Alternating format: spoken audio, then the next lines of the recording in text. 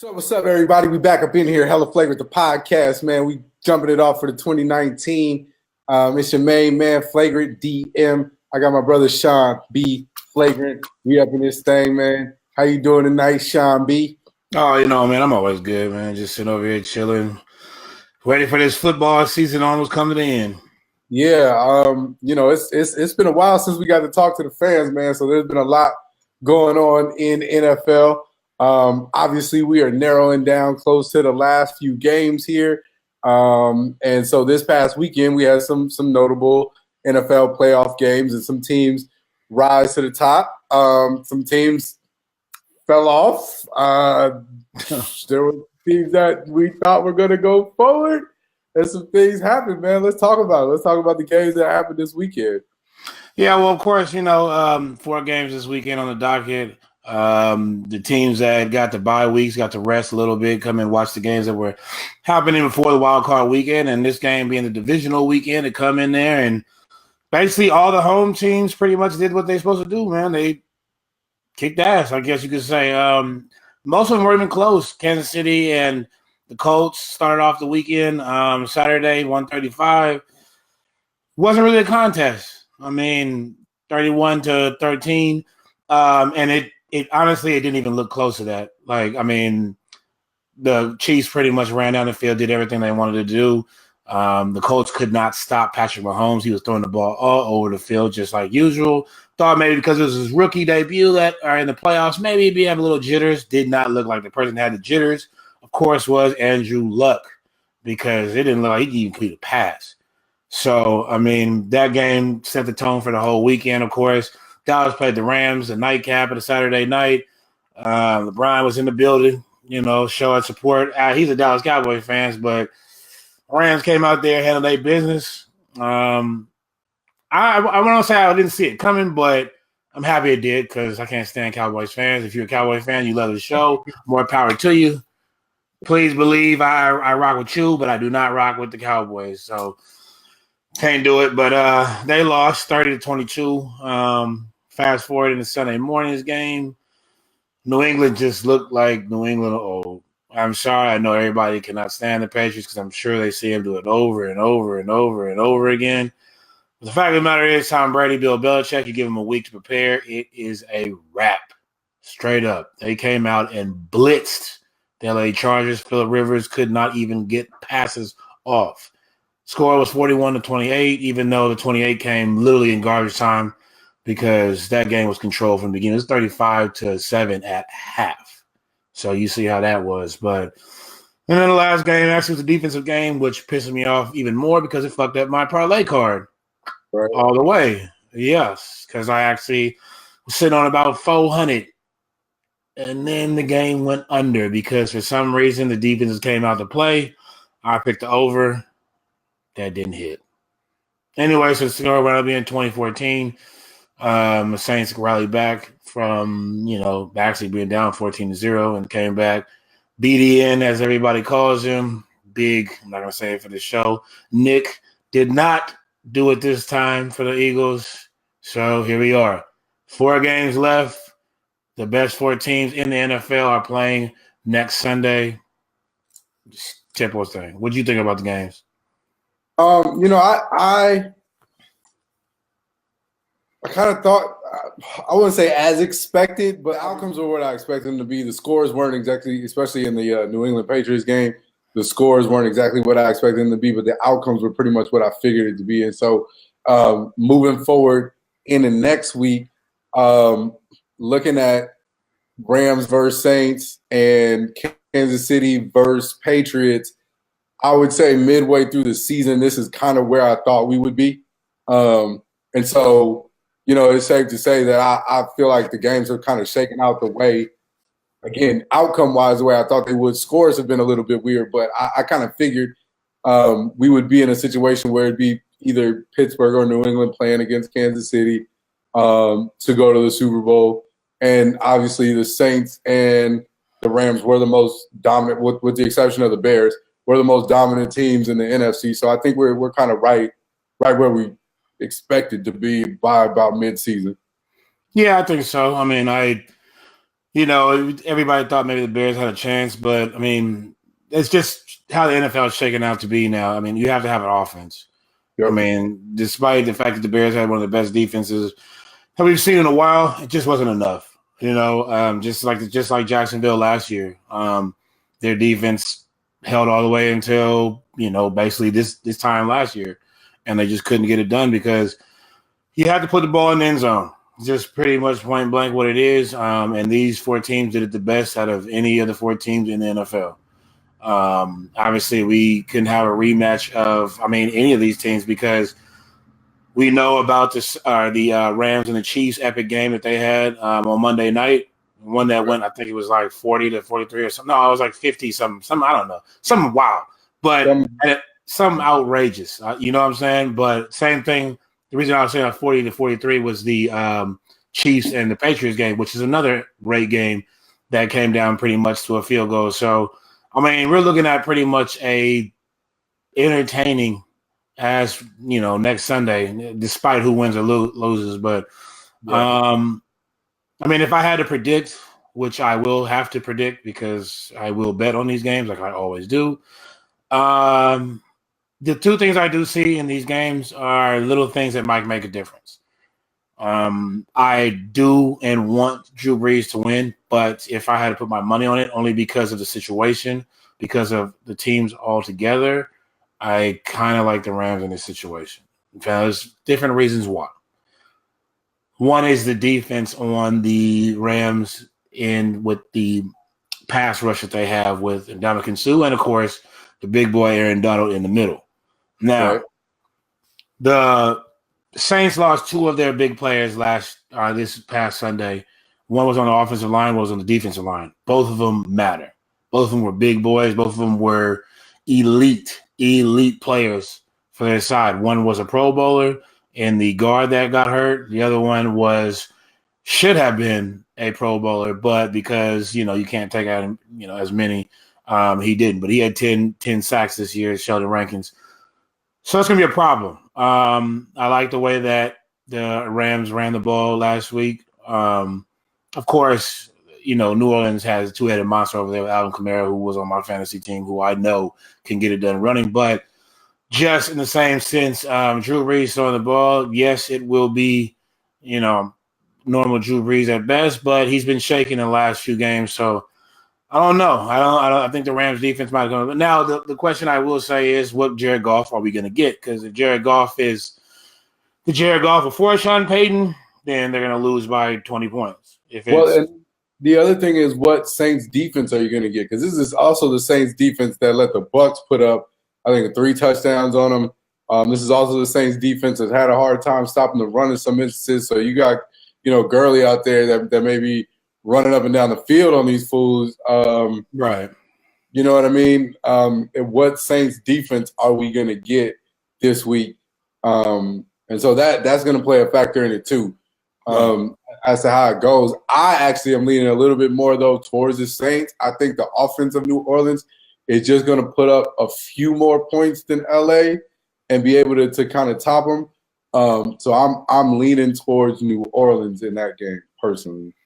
Yeah, no, I can see the argument for both teams. Of course, I would rather the Saints win. That was my Super Bowl pick from the beginning, and they are one of my favorite teams to watch, other than my terrible Oakland Raiders. But if I had a bet and I had to bet on the situation, I think the Rams, barring the fact that Jared Goff plays like a regular quarterback and not a bum like he has before Sean McVay, then I think that they have a live shot in this game, just because Sean McVay will scheme up some plays just as well as Sean Payton will. But I just think that on this, just because of all the talent in the situations and the injury situations, I think maybe possibly the Rams have a better game. Now, the New England Patriots and the Kansas City Chiefs game, it's a different story. Now, this game is going to be below 0. They say they have a chill factor, a wind, something coming in there, a snowstorm, that says that this game will be no higher in temperature than 12 degrees. Now, that is a huge problem for the fans, I guess you could say.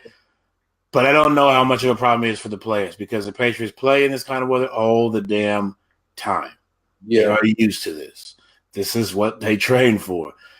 If anything, I think that Kansas City is in a little bit of a disadvantage in this situation than is, the New England Patriots. I mean, Kansas City just played in it too, though. Yes, they did. One game. They just played in it, and the Midwest is no stranger to freezing temperatures. Right. And again, I mean, these guys that play on these teams are from everywhere, so they had the experience. They played college games all over these United States, so these guys that have played, you know what I'm saying?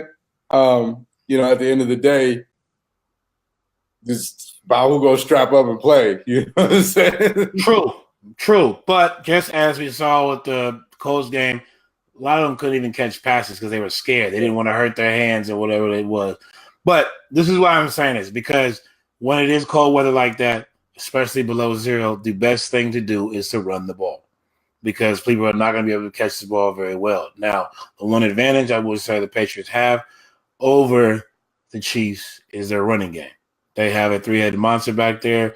Yes, you probably don't know most of their names because they're not that great, but I'm telling you right now, James White will be a huge factor in this game because that little short pass that they can give him where he can come off and run around is going to be huge. That's what the Chiefs used to have with Kareem Hunt.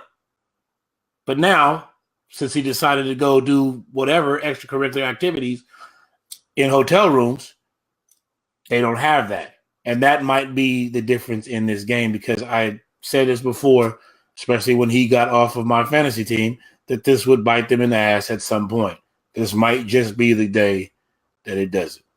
Yeah, and with old man Brady looking stellar right now, I mean, there's almost nothing you can do when he's in this zone. I don't care what team you bring to the table. When Brady is in this zone, you know what I mean? It's really going to be hard. And now Kansas City, again, I mean, they have weapons still. Kareem Hunt, they're going to miss him, yes. But all it takes is two big Tyreek Hill breaks, and you could be up 2 scores. You know what I'm saying? He runs one back, he breaks for a long touchdown, and you could be up. But that's a lot of ifs. I think when you look at the consistency factor and the ability to either have to play from behind or just, you know what I mean, play consistent the whole game, my money's always going to have to go with Brady. Like, unfortunately, I know a lot of people don't like the Patriots, but safe money is with Brady and Belichick. Right. Exactly. Now, the NFL, before I would say the NFL would want Brady to be there, but I'm telling you right now, the NFL might be pulling for Patrick Mahomes. They love this kid. This kid is something that the NFL hasn't seen in a while. Somebody that could make all the right passes, all the crazy passes, things that you've never seen. They would love to have him in the Super Bowl, probably, especially if he plays the Saints, because both of him and Drew Brees were up for the MVP this year. That would be perfect for the NFL. So what I'm saying in that situation is maybe the refs won't be so much on the Patriots side. So Patrick Mahomes, if they can weather the storm of what Bill Belichick has for him, maybe. Nah. No. Got away with deflated balls. I'm never gonna guess that the refs ain't on their side. But from Belichick to Brady to Donald Trump, somebody's gonna make sure they win. It's true. That's true. That is true. So, I mean, we'll see. We'll see what happens, how it goes down. I mean, we obviously, like I said, we got some good games coming up this weekend. And we'll definitely check back in after the weekend's over. But, it should be exciting either way, and getting ready for the Super Bowl, which will be here in my new home. I've moved to Atlanta for anybody that cares. I'm in the A now. Where the Super Bowl will be held. But outside of that, some other things that are going on around the sports world. We just touched on Donald Trump. And President Trump, he had the Clemson Tigers at the White House recently. They just won the national championship, and he had them over to come eat. And he fed them a fast food buffet. First of all, I didn't even know a fast food buffet exists. I know Chipotle does buffets. I know like Moe's and I think even Applebee's does buffet because they got menu items. How do you have a fast food buffet with like Big Macs and a 4 for $4 from Wendy's and like the thing from Sonic with the little shake? What is that? Like, what is that? First of all, they don't have fast food buffets. He made his own buffet out of going to every single place and just ordering a bunch of the same thing. Now, let me tell you this. I have a real big problem with this. And I'm sorry. I am not here to talk about anybody's political views on anything. I am not a fan of Donald Trump. I will say that right now. If you are, that is fine. That is not my business. But I am not a fan of this at all. I can tell you this because this really bothers me. First of all, we've had a situation where a lot of teams have not come to the White House to visit this year just because of their personal political views on Donald Trump and the way he's running this nation. Yeah. That's fine. And they have their right to. But let me tell you this now. These are college kids. They just played in the biggest game of their entire lives to date. Okay, it's before they get to the NFL for some of them. They beat up on big bad Nick Saban and Alabama's team and in the national championship in front of the entire world. This is a huge deal for them. And you're telling me that they get to go to the White House, something they probably have never, ever done. And even if exactly. And even if they do not like the president, it's still an honor to be able to go there because it represents what you did as a team, a collective unit to come there and show the world, this is us, we are winners. And you served at McDonald's? Are you crazy? Like, what kind of slap in the face is that? These are college kids. They can go buy McDonald's. I can go buy McDonald's. I don't care. I understand that it's maybe food that college kids eat, but that's not because they want to eat that all the time. It's because they probably don't have money. You telling me right now that you cannot at least get something that actually does have a buffet or things that they bring in? I don't care. L&L has stuff. Chipotle, I'm sure, has things. You can get it catered somehow. They have taco trucks. They have taco trucks. You're going to bring boxes of Big Macs? They have 2 for $5 in Big Macs. Anybody can eat them. You telling me right now all that is worth is a Big Mac? You know the government's on shutdown right now, so he can't afford to go get it. He spent $162.43 out of his pocket to buy them food. Oh, you gotta say crazy? Wall. He needs money for that wall. I guess so. We'll go sell your wife's shoes or something like that. It probably costs $1 million. And go all these tuxedos you have or something. I'm not here trying to rag on Trump like that, other than the fact that he is a bum for having these kids eat McDonald's on their special day. They did all this. They came all the way down there. They flew all the way down there not to eat McDonald's, man. You don't take a plane to go all the way over there. These kids up from Clemson, what was that, North Carolina? You went all the way from North Carolina over there to Washington to eat McDonald's? No, man. Yeah, like, they could have put up to the Student Union Center and got McDonald's. We didn't have to go to. Exactly. They got a buffet right there. Just have Trump come there. It would have been cheaper. Like, it doesn't make no sense, man. Like, I had to rant because it's needed to be done. Like, and I know that he eats that stuff. You can feed your body whatever you want to. That's your business, man. Right. You know what I'm saying? Like, but at least give these kids something that they show that you appreciate what they did as a team, as a collective unit. Not burgers and fries from McDonald's. That's terrible. Terrible. No, it's ridiculous. I say that knowing I ate a hamburger today, but it doesn't matter. It doesn't matter. I didn't win the national championship. Right. And whenever you win your national championship of life, sir, we're not going to feed you McDonald's either. You damn well better not feed me that shit. Hell no. Sorry, I didn't mean to be flagrant out here, but there's no way. No way. That was a flagrant foul for real. Yeah, so on some other flagrant news, Adrian Broner set to fight Manny Pacquiao real soon. Still no one cares. We reported on this a few weeks ago. I thought people would care by now. The only people that seem to care are the people suing him for groping women in public places. because that's all the news that we really are hearing about Adrian Broner. Not about the fight. Nobody's really hype about it except him. Right. But, I don't know. So this fight would have intrigued me maybe like 5 years ago. After the losses that Pacquiao suffered, after Juan Manuel Marquez, where he got knocked completely out. And after that, since he lost to Timothy Bradley, lost to Jeff Horn, all boring fights, all fights that I thought Pacquiao should have won. But it just hurt his legacy. Of course, the Mayweather fight, but all this hurt his legacy to a point where it's not appealing anymore. Yeah. Same thing with Broner. Broner lost to I forgot his name, but after that he lost to a string of people, so I can't just say it was him. But Marcos Maidana, I'm sorry, he's the one that started it all off. But after that, Broner just kept losing. He couldn't find his way. I don't think he's won since, to be honest with you.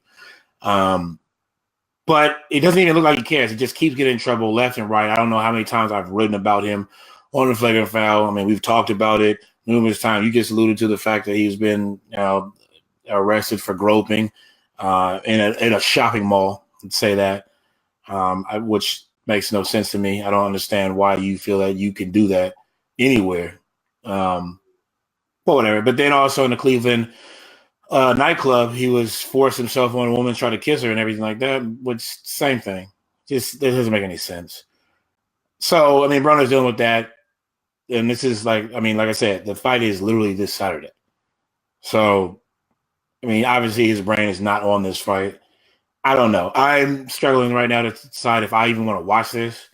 No, just because it's on pay-per-view, right? It's not free, right? That's the problem. That's where it's coming in. I mean, had it been free, I'd probably turn in just to see both people knock each other out and just pass out in the first round, or But I might. I don't think I'm going to spend my money on this. I'll wait for the highlights to see anything because I don't really believe too much in Pacquiao at this point. I think if either one of them will try harder, it will be Pacquiao because Pacquiao does have pride, and I still believe in him as a person. Broner just, I saw the little, documentary that they had, the All Access. He looked out of shape. His gut was sticking out. He just looked terrible. He's not even tripping off of what's going on. So, when this has become your life, you got to do it. I mean, you don't, have too many other ways to get money. You got to do what you got to do. Unfortunately, for both of these guys, it's kind of at that point, and it's sad because they still kind of have a name, but it really doesn't mean much. So I'm actually part of me wants to see it. I just don't want to pay for it. It's one of those things it's going to be bad, but I still want to see it, but I don't want to pay for it. So shout out to the internet streamers. One of y'all gonna have the internet stream live somewhere. Right, exactly. I can hop on that thing because I'm not paying for that. It's not happening. In the world where they have, championship boxing, they actually have a UFC fight on ESPN this weekend, which is free, I think. I'd rather watch that than than the Broner. Yes, I do. Like you said, I do want to see it. It's kind of like a car wreck. It's one of those things that you want to you got to look at, but you really don't watch it. You really don't.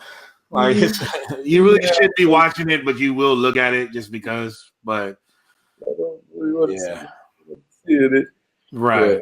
Yeah. So, we'll see. We'll find out exactly what happens from this, and once the saga is over, I'm sure I'll say something about it at some point later on if it was somewhat of an entertaining fight. But for the most part, I'm just telling all the fans, if you want to pay money and see two has-beens fight, I don't know, maybe just go watch Rocky or something like that. Just go rent Rocky from the Red Box or something, you know what I'm saying? Get the Rocky 3, though. You got to get Rocky 3. Exactly. It's $1 from the Red Box, $2, whatever it is. It's way cheaper. Way cheaper. So in other news, another AB is in the news. Antonio Brown, Pittsburgh Steelers wide receiver, has been making noise about where he potentially wants to go, and he's been putting it out there, and Jerry Rice is saying that they want him at San Francisco, my team, the 49ers, which I would love to have him, barring, the fact that Jimmy G is back and healthy, or that we're smart enough to draft another quarterback. But regardless, I would love to have him. It'd be great to have him over in San Francisco, and he seems like that's where he wants to go. You know what would be great? You know who would really love to have him? The Pittsburgh Steelers. But I would imagine, yes, I would guarantee they would. This all blew up quick. I don't know what happened between Ben Roethlisberger and Antonio Brown, but it was something. Obviously, if you guys do not know, Antonio Brown decided to miss the whole last week of practice in what could have been their potential, I guess, go ahead to the playoff game, even though it didn't, because Baltimore wound up winning and they advanced on, and Steelers were on the outside looking in. Antonio Brown just skipped the whole entire game, skipped the week, skipped everything, practice, nothing at all. I guess it was over an incident between him and Ben Roethlisberger. I don't really know the details, so I can't comment on it.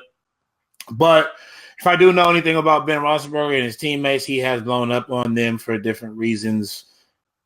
AB, especially, a few times. I mean, this story happens literally at least once a year. So I think AB is just done with it. And I think now, because AB made such a spectacle of the situation, I think the Steelers are done now too. Now, he has been tweeting with George Kittle and Joe Staley and a lot of the other 49ers. I guess Jerry Rice said that he talked to him on FaceTime this weekend about, the possibility of him going there. AB took the Pittsburgh Steelers off of his Twitter account, and doesn't say, it just says wide receiver. Antonio Brown doesn't say Pittsburgh Steelers wide receiver. Put out a whole bunch of tweets basically implying that, he's done and he's ready to move on, which is all good and fine, but he's still under contract for 2 more years. Now, the Pittsburgh Steelers do not have to do anything with it. They could eat that up, which they probably won't, because they've already saw what happened with Le'Veon Bell. So they probably wouldn't be in their best interest to do that. But I do not think, unless the 49ers offer him something outrageous, I do not think that they're going to give Antonio Brown whatever he wants or send him where he wants to go. I think they will punish him as they did with Le'Veon Bell by not even caring the fact that he sat out for the entire season. Now, I do believe that they know that pretty much cost them their season, because I think we can all agree that if they did have Le'Veon Bell, they would be in the playoffs, and they might be playing this weekend. But because they decided not to go that route, and they decided to say, you know what, F you, we're going to let you hold out because you think you want to be tough and whatever, we don't care. This is how we run things, so you're going to do it our way or you're not going to do it at all. Same thing I feel is going to happen with AB, just because of the fact that he's going crazy. So, I don't know. I think that they could send him, somewhere that he doesn't – I could see him being sent to Jacksonville. or somewhere outrageous that you just would not think that he could go to, somewhere where a quarterback couldn't possibly get him the ball, so his stats drop off and he looks terrible. But then again, this is the NFL and big money speaks, so I guess we'll see what happens. Well, yeah, so there's a couple things here. There's obviously what the 49ers have to offer, being they have, 2 first-round picks? No, they just one. Just the number 2 pick, and they have the second round pick is their 36th pick. So, it's almost like a late first-round pick, but yeah.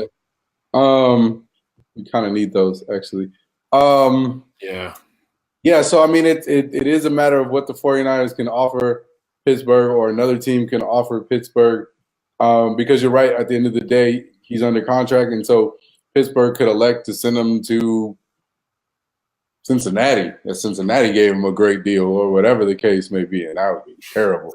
But my other question in this situation, because I did see this, earlier, and I just was clicking over to double check.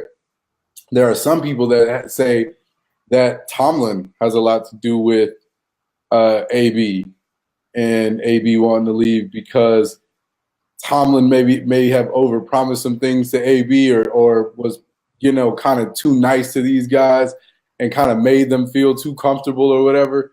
And so there's some people saying that, some of this falls back on Mike Tomlin. And if AB does get traded or goes, his job may be on the line too. Yeah, I believe that all to be true. I would have to think along the lines that a little bit does have to do with, the emergence, I guess, of Juju Smith-Schuster.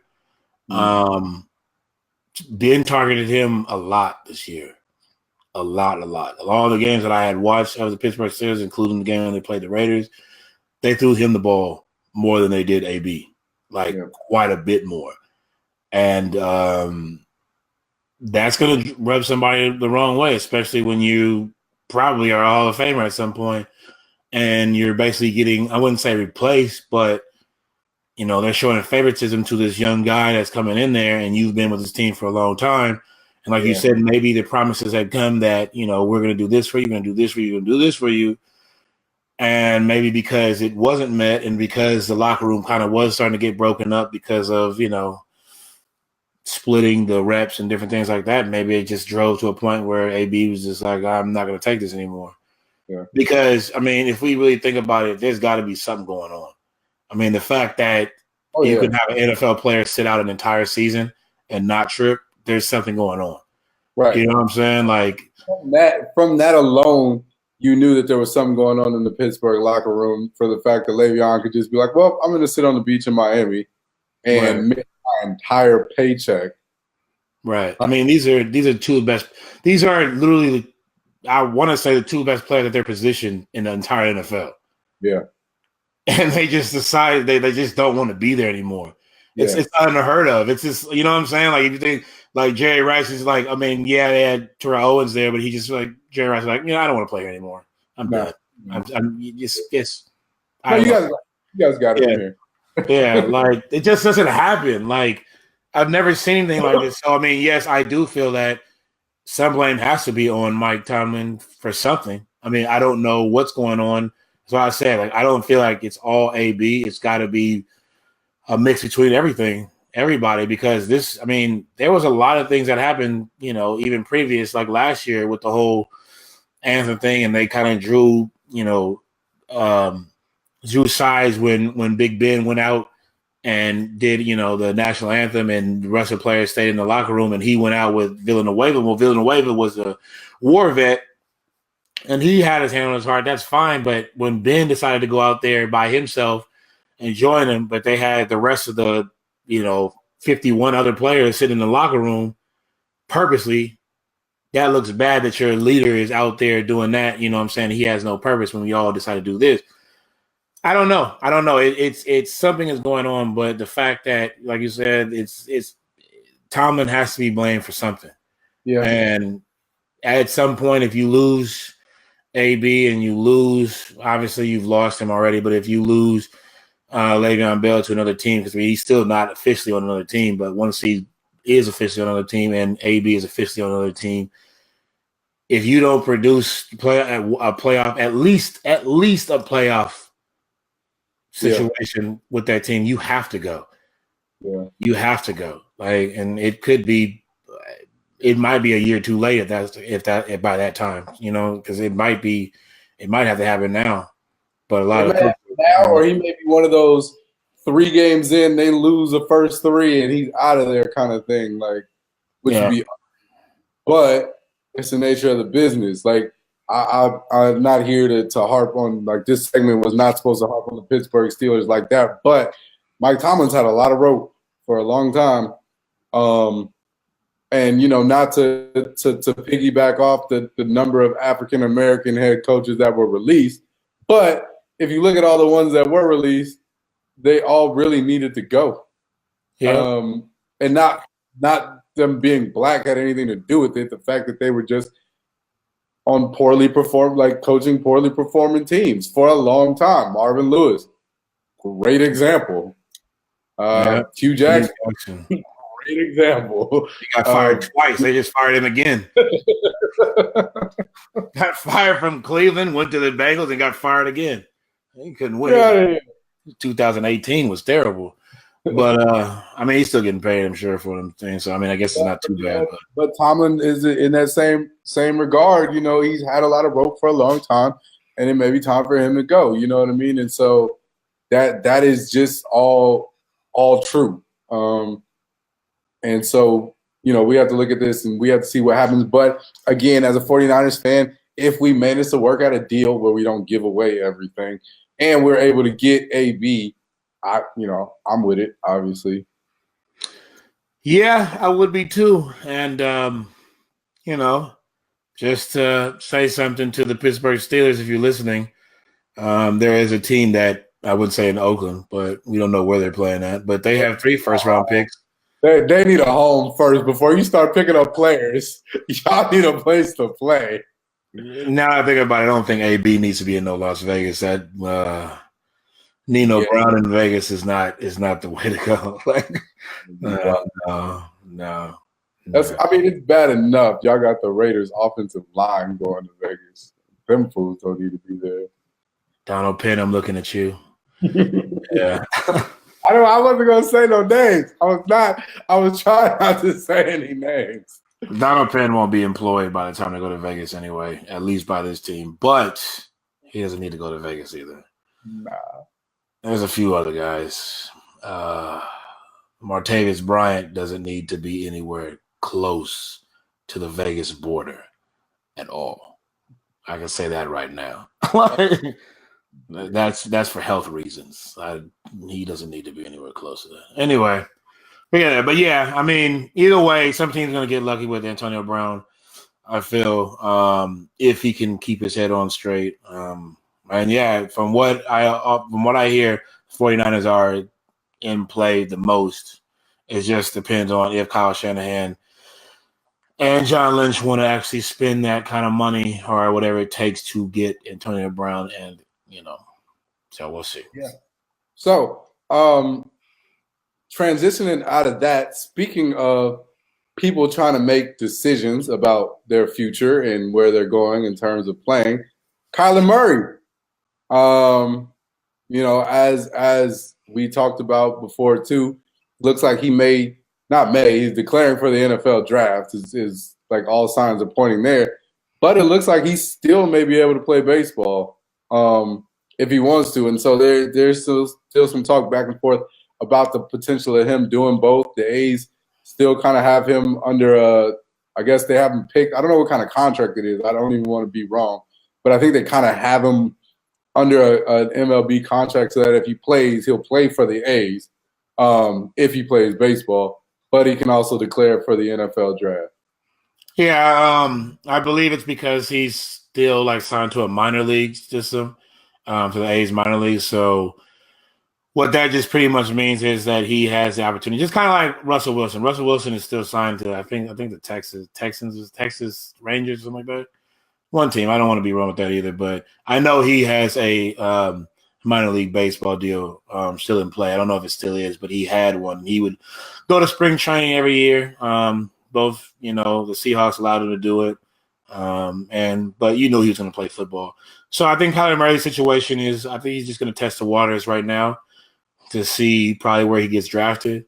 If he is a high first round pick and goes to a team that he wants to go to, maybe he will. Hopefully he doesn't get stuck in Jacksonville. But I mean, it just depends on his situation, because you got to think about it. Kyler Murray is all of probably about 5'8", maybe 5'9" at the most. They list him at 5'10". He's not 5'10" from all the people that I've heard from.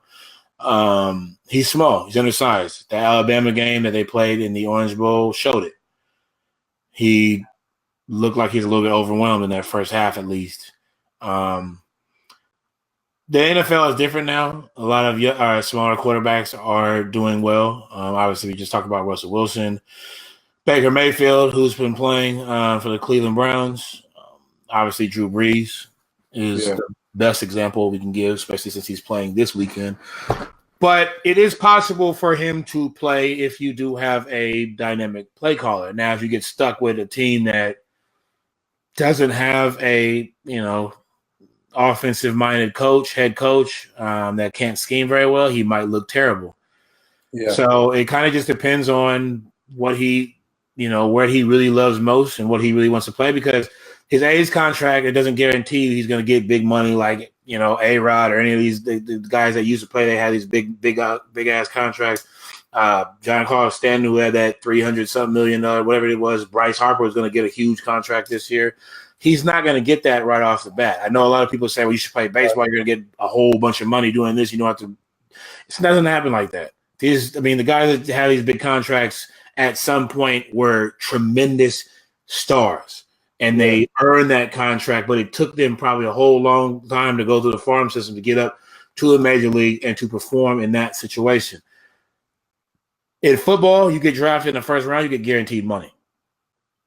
Yeah, you might get all the place, but I mean, $30 million in your pocket is still something. For him, though, and it could luck out just because of the teams that are in the draft, that he could, let's say, end up, and I'm hypothetical, right? Let's say he ends up at Arizona Cardinals for football. Well, now you're in the same area where the A's do spring training, and now you have the ability to be able to do both and work your way up. You know what I'm saying? And so, it kind of, like you said, it kind of depends on where he falls in the draft. But if you play for the Cardinals for a season or two and don't get hurt, and then you decide, hey, you know what? I've worked out in baseball well enough to where I feel like, you know what I mean, I'm ready to go majors from this minor contract to the majors now. He may be able to parlay both. He may be able to pin the game and do both. I personally think that the NFL is much faster and harder hitting than it was in previous years, and so I think that the strength training and the wear and tear on your body that it's going to take to be successful in the NFL is going to be much harder on you than going to play baseball. And I don't know. You know what I'm saying? I'm not an athlete of today's time. I can't say what that man can and can't do, but I just don't think – I think it's going to be hard to do both. I think it's hard to flip that switch from playing at this high-speed, intense game, and then now I'm at a slower pace, slower speed game, and you know what I mean? The risk of injury is a lot lower, and then having to flip the switch back to football. Like I think that's where it's going to be hard. Yeah, definitely. I feel. I mean, I know it's kind of the exact same thing I'm saying when I say this, but if you listen to me, it's different. You can play football and then go to baseball, but he can't play baseball and then go to football. And I know it sounds the same thing, but it's not, because you have to be dedicated in football to play football. If it doesn't work out, you can play baseball. Like if for some reason your football career doesn't work out, you can transition into baseball. You can't do it the other way around, because the game is too fast in football. I used to talk to just about a minute ago, and there are too many players, there's too many offensive schemes, there's too much stuff to do, to where if you focus your attention on baseball and then you try to go to football a few years down the line later and try to make a real career from it, it won't work. It just won't work, especially now as quarterbacks, the way they're playing. You have to be able to catch and pick up on play calls and everything like that. You will not be able to do that, especially not the quarterback position. So if he wants to play football, he needs to dedicate himself to football first. And then if for some reason it doesn't work out, you can always go back to play baseball, because especially if you're playing quarterback, you're still going to have an arm. You know what I'm saying? You're still going to be able to use your arm in almost the same type of motion as, you would throwing a football. But if he's going to play baseball, you have to do that after your football career, or more once your football season is completely done, and then you transition to it. But once football begins again, you have to stop playing baseball. I don't know if you can possibly do that or they'll let you do that, but you have to focus on football from the time that they tell you to the time that you can stop. Because if you focus on anything else, you will get eaten up alive in that sport. Yeah. So we'll see. I mean, we'll see what Kyler Murray decides to do. It's going to be interesting, though. I mean, he's talented, obviously, in both, and so he has the opportunity to do both. And it's rare that guys. I mean, like you said, Russell Wilson got to do it. If you reach back into history, there's very few guys that were able to actually do it. Bo Jackson, Deion Sanders, very few guys. Michael Jordan tried to do it from basketball to baseball. It obviously was ugly. So, I mean, it's a rare thing. It's good that he's able to even have this in front of him. But, we'll see. We'll see what happens with him. And, we'll see what goes on for Kyler Murray. So, yeah, that wraps up this episode, the first episode of 2019 for Hella Flagrant, the podcast. Like we said, man, we're looking forward to this weekend's NFL playoff games. It should be some exciting games. And we'll be back next week to talk all about how those games went down. There'll be some more NBA news. It looks like Boogie Cousins may be back soon. LeBron may be back soon. So there'll be some more NBA news. So y'all stay tuned with us, man. Hella Flagrant, the podcast. In the meanwhile, y'all make sure y'all log on to theflagrantfile.com and check us out. Go to our YouTube page. Check out some of our old episodes, old video clips. Catch back up on all the Hella Flagrant podcasts, man, because we coming strong for 2019. Yeah, I mean, new year, new moves, man. We trying to do this for y'all. Like always, www.theflagrantfile.com for all the stories and videos where you can find this, of course. This podcast we do, a Hella Flagrant podcast. And, of course, the merchandise. If you want to go grab you some shirts, this is the old version of the Hella Flagrant shirt, but we still have this one. As long as all the other ones on there at www.hellaflagrant.com. But, we trying to make some new moves for 2019 right now. Just everything. I mean, new ways to shoot videos, new ways to respond to y'all, to have y'all, have the best experience y'all can possibly have viewing us, basically, and all this Flagrant sports news we can talk about. So, let us know how you feel. Come to the Instagram pages, Twitter pages, everything, the Facebook page, everything, man. Stop by, show us some love, talk about it. Let us know what we can do, anything that you want to see, talk about, guess, whatever, man. Just come and holler at us, man. But we here. We trying to do this for y'all. Yep. And like that, we out of here, man. Hella Flagrant podcast. We'll see y'all on the next one. Peace. Peace.